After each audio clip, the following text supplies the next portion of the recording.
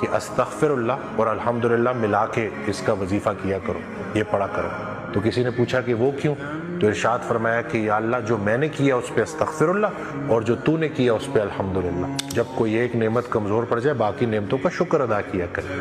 تو وہ تمام خواتین جو گلہ کرتی تھی اب وہ گلہ بند کریں گی اور اس سے لو لگائیں۔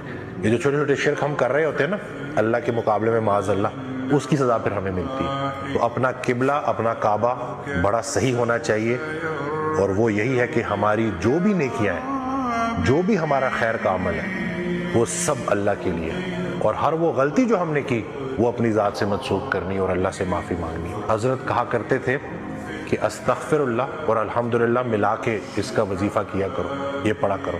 تو کسی نے پوچھا کہ وہ کیوں؟